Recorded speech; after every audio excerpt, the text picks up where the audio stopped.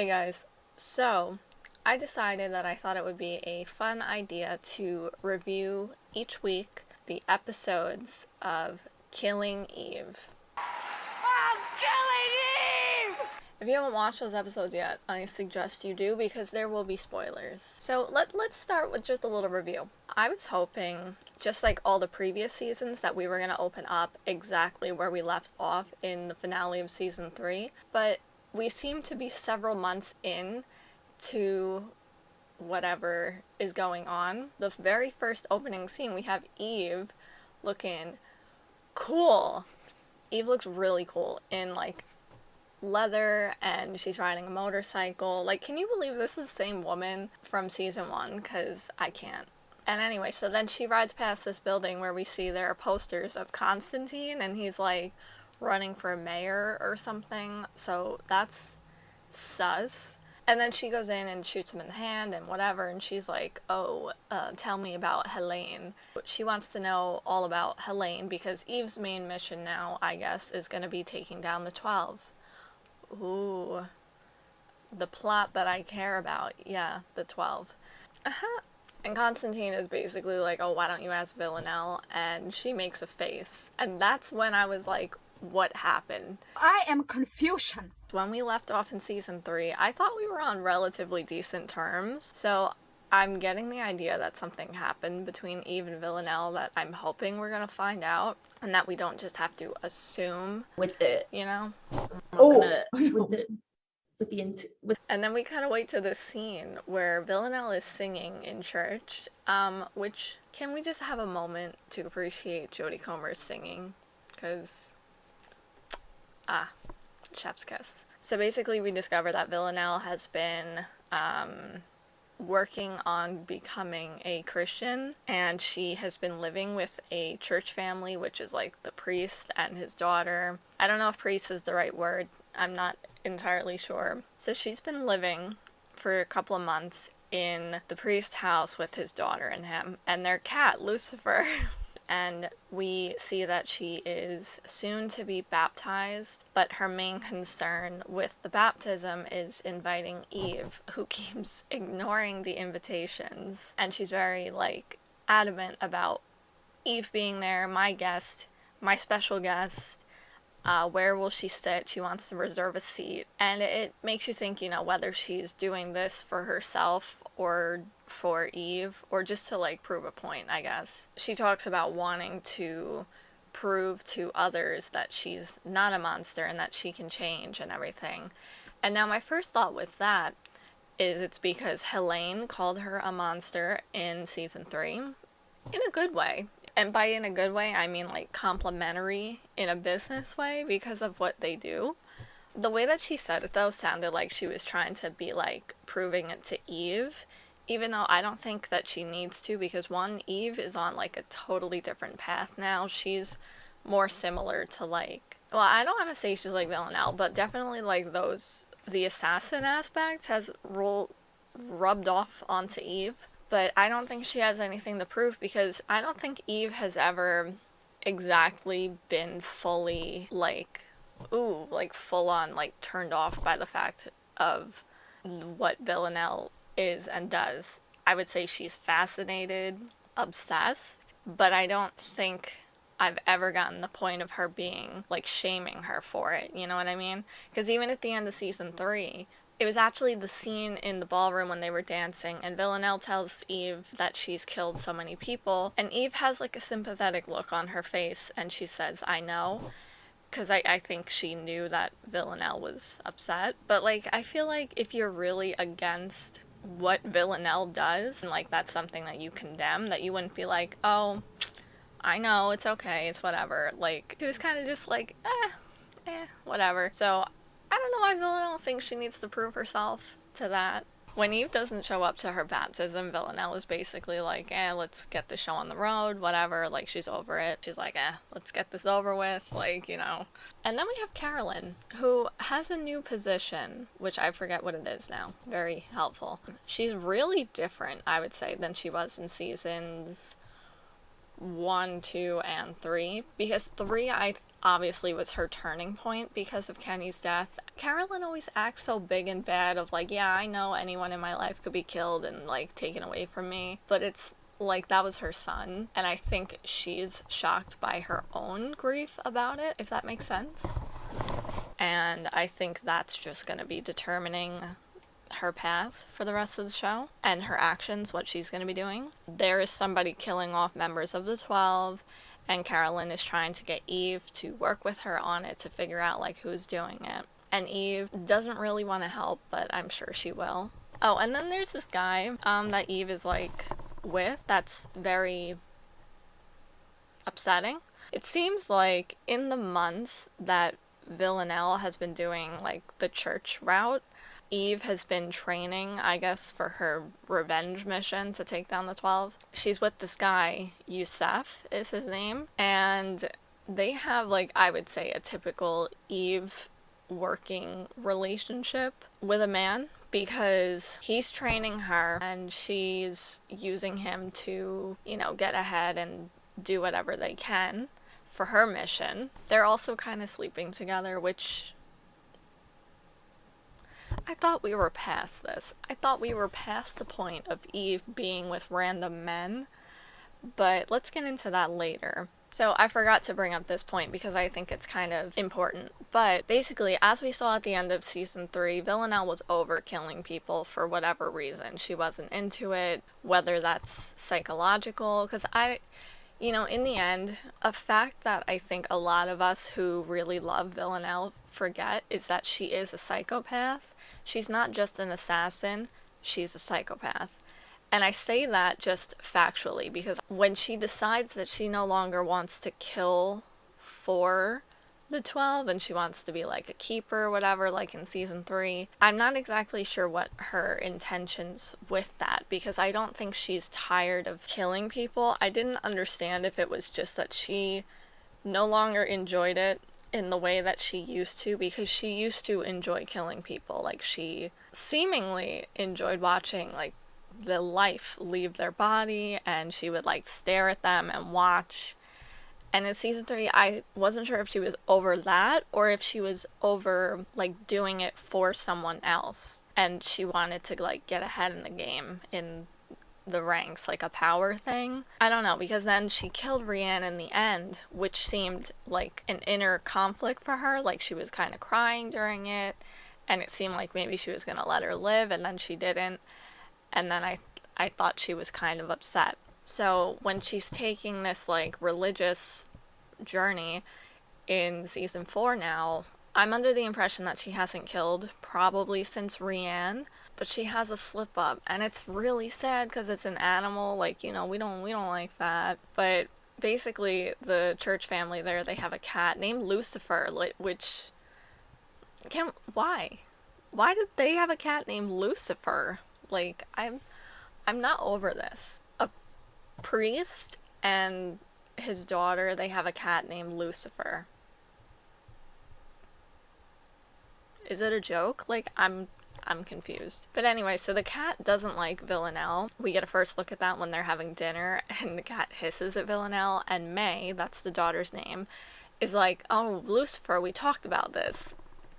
Like, clearly he's got beef with her. Animals pick up vibes about people, so he probably senses that she's a threat to his family, which proves true later on. But anyway, so then later on, Villanelle is in the bathroom, and Lucifer comes in, and she's like, oh, come here, and she picks him up, and she's like petting his neck, whatever, and it's seemingly nice. Then the cat like scratches her or whatever, and just, I don't know, that caused her to throw him into the tile wall, and he fell in the bathtub and was dead. Personally, I was really bothered by this because I just love animals and I love cats, and I don't like seeing that. And also, how unrealistic. This bitch has been shot, she's been stabbed, she's been choked, and then a little cat comes in and is like, rawr, and you throw him? Get the fuck out of here. This girl's giving herself stitches in the bathroom, and then the cat's like, hey, surprise, scratch, and that's how you react? Like, it would have been one thing if she just, like, dropped the cat and it fell in the tub and then, like, ran off because tub. But it's the fact that she flung him into the wall. A cat scratch does not hurt that bad. Anyway. But anyway, so then she is bothered that she did that because that's probably, I think it's safe to assume that that is her first kill in this time, and that's what she's like trying not to do. That was upsetting for her. So much that she went out of character again to bury the cat on the church premises, which have security cameras, and they saw, and one of the workers, groundskeepers, I don't know, found the cat buried and brought it to the priest, and they reviewed the footage. And you see Villanelle looking like, oops. And it just seems like a dumb mistake on her end, considering that she's killed a lot of people and has experience. So I don't know. It was a little odd. She's out of sorts, let's be honest. So anyway, then we're back at the hotel that Eve and Yusef are staying at. And Eve's in the lobby. She's looking at the fish, thinking she's having a good day. And then Villanelle shows up and tells her that she forgives her for not coming to her rebirth, as they called it. Which was my prediction for this season to begin with, was that Villanelle, I thought maybe she would want spiritual forgiveness, because you can't get forgiveness to all the people that she's hurt. But again, I don't think she's on like a mission like that for herself. I think it's just solely to prove something to Eve. Which then they get into it and they start talking. After Villanelle tells Eve that she apologizes her for not attending her rebirth, Villanelle tells Eve, she's like, I know it might be hard for you to see me blossoming, but I want you to see that I've changed. And Eve's like not having that. She did not like that. But I wonder, what happened? Like, that sounds like something that exes would say to each other, of like, oh, I know it's probably hard for you to see me, like, doing well. Like, what happened in the time that Villanelle wanted Eve to see that she changed, and Eve is all like, you are the same person, you have not changed, blah blah blah. And then she says, maybe I've changed. And I'm so confused. I wish this took off right from the bridge scene in season 3. And anyway, I just don't like how sad Villanelle is. Like, I know I just went on for like 10 minutes about how she's a psychopath and she killed a cat, but I don't like seeing her sad, and she's so hurt. I hate it.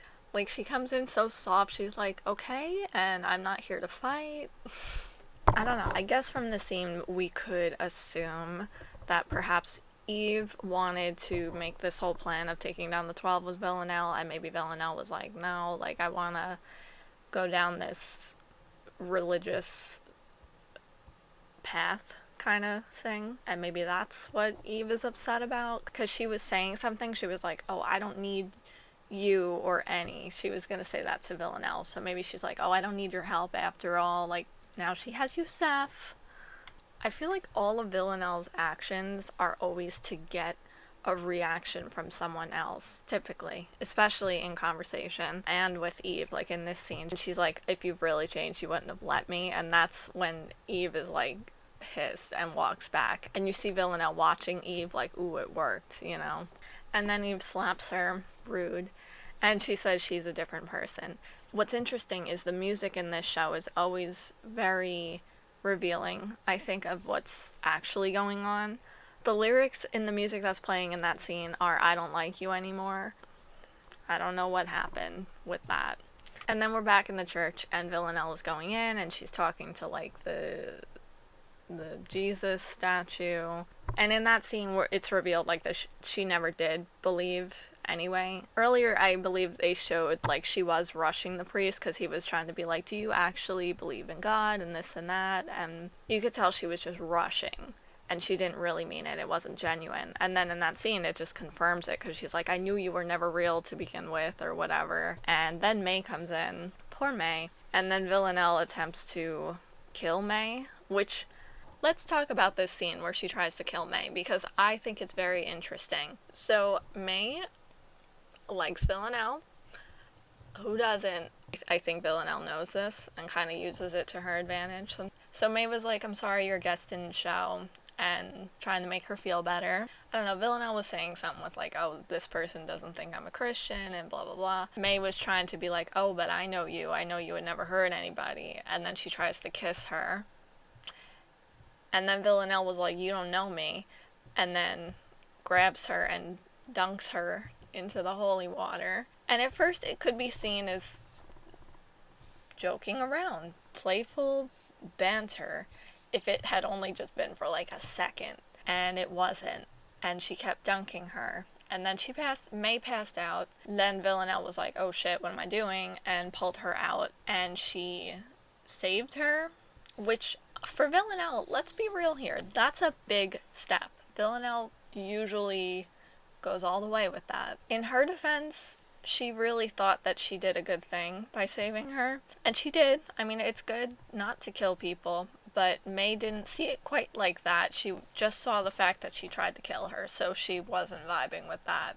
So then in episode 2, when we come along, things are kind of awkward. Like, I'm genuinely surprised that May let Villanelle stay in the house, but I think it's because she just didn't want to prove her father right, because her father sensed bad vibes from Villanelle. But yeah, so she doesn't understand the fact that, like, that even though Villanelle did something like bad to her, it's still a big step. It's the fact, like Villanelle is shocked. She's like, I didn't kill you, I saved you, like, you know, whatever. So it's a big deal for her, like, wow.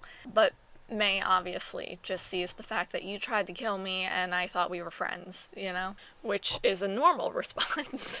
Honestly, though, it's kind of sad because even though I am hoping in the end that Eve and Villanelle end up together, I think it will be extremely unsatisfying if they don't. But, like, so far, Eve just keeps rejecting her, and it's getting sad, and that for a good minute before that happened, because I just thought they were going to kiss. From that moment in the trailer, I was like, oh, she's going to be with someone else, I'm not happy, it's not Eve. But in that moment, after how sad she looked earlier by the fish tank with Eve, I was like, you know what? Forget Eve, like, maybe she could be happy with this girl, and then she went and did that, and I was like, I'm good at predicting shows. Killing Eve is not always a show that I can predict, I'll be honest. But I really just thought, because I'm so used to other shows kind of queer baiting like that, not that Killing Eve does it, but, like, I guess I'm so used to seeing it that I don't know if I believe in the end Eve and Villanelle will have anything to do with each other. So I was like, oh, they're gonna put Villanelle with someone else. And then she went and did that, and I was shook. I was shocked. Me and my friend, we watched together over Discord, and we both were like, such a good moment. Now in episode 2, so somehow, even though Villanelle tried to kill May, I guess, again, like I said, I think she's just trying to not prove that her dad was right about Villanelle. They allow her to go on their little, like, church camp out. Obviously, there's some beef between May and Villanelle, and the dad can kind of sense that something's off because I guess they were close before and now they're not. Oh my god, I just realized I left out, like, the biggest thing of the show. At the end of the first episode, Villanelle walks back into the room. Villanelle is, like, having a vision, seeing herself as Jesus, which her representation is her dressed as Jesus in drag. I never thought that I would ever say something of that nature. Truly, I did not expect that. And I can't say that I don't enjoy it, but it's pretty out there and it's very interesting. In fact, this whole the church group thing. So Villanelle continues seeing these, like, hallucination, that's the word. What I meant by vision earlier, I meant hallucination. On the camping trip, she keeps having hallucinations, seeing herself as Jesus and them acting as, like, a guide for her. And she tells her to make up with May. And they kind of do. But then May confides a secret about what happened to her mother. She tells her that her father, technically, killed her mother because he was driving drunk and they got in a car accident and the mother did not survive. And she told this to Villanelle, and because Villanelle is a psychopath, she reveals this to the group, and then the father and May and the whole group sees her kind of for who she is, and they do not want anything to do with her. So that was kind of sad. And then we have Eve's journey, which was pretty interesting because Eve is, like, stalking Helene to try to get whatever info out of her. Her and Yusef make up a plan that they're going to go about it in a nice, normal, secret agent kind of way. And then Eve just shows up at her house and barges in and starts cooking dinner. Similar vibes to season 1 when Villanelle breaks into Eve's house and just wants to have a talk over dinner. I just want to have dinner with you! Okay? Okay! But Helene is, like, smart. It's also revealed earlier that Helene is also a lesbian, and I am just... No one in this show is straight until it is confirmed. So that was a treat. I really didn't expect that either. I don't know. And I think, again, it's just, like, conditioning is, like, even if I think for a split second someone might be gay, like Helene, if I thought it even in season 3, I wasn't thinking about her sexuality because I didn't think she would be an important character, to be honest. But it still surprised me, and we get this scene of her making out with this woman in a restaurant, and we waste this really good look on Eve in the dress with the braid.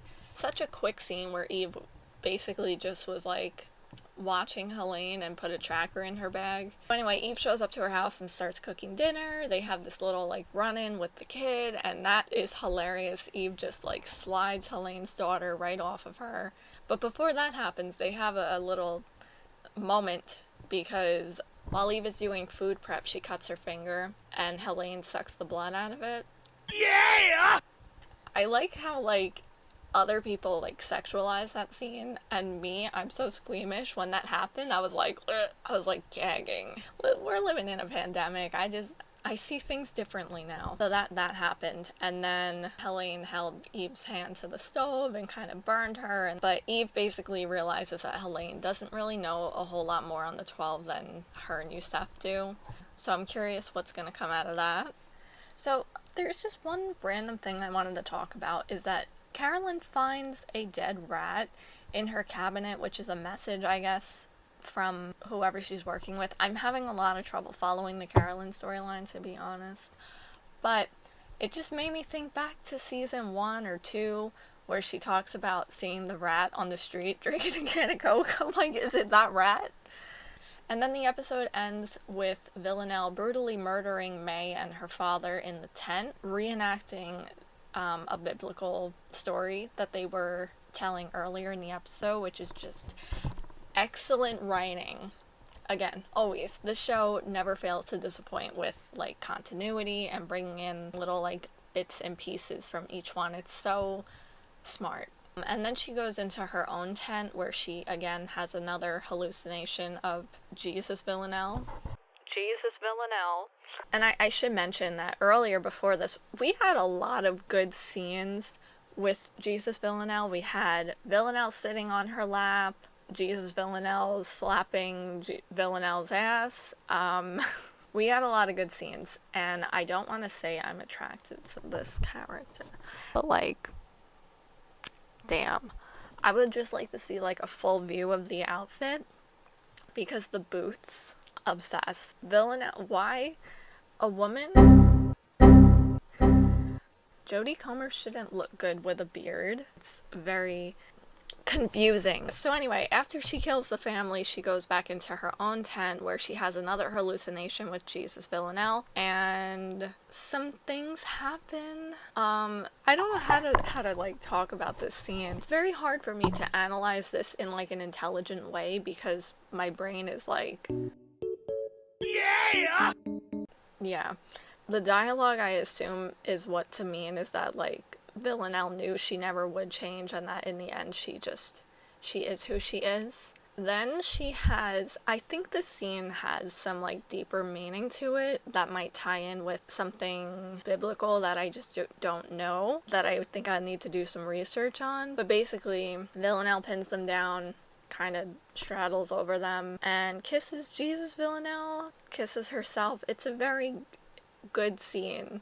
It's so good. She kind of kills him, not really, no. Like, I believe she puts a stake through each hand and then chokes them, but it doesn't kill them. And because it's Villanelle in drag Jesus, she is like, finish him off. And yeah, it was very interesting.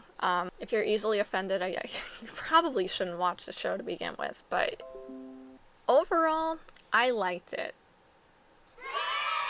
So overall, I really liked episode 1 and 2. I'm getting good vibes of like season 1. I'm a little scared about what's to come, but I'm excited. I hope you enjoyed this review, and let me know what you think of the show in the comments, and I'll probably be reviewing the next episode too, and we can continue. Alright, thank you guys so much for watching. If you enjoyed this video, be sure to give it a like below and subscribe, because I'm hoping to do more reviews of this season, because I think it's gonna be fun because it's the final season and it's something I'm passionate about.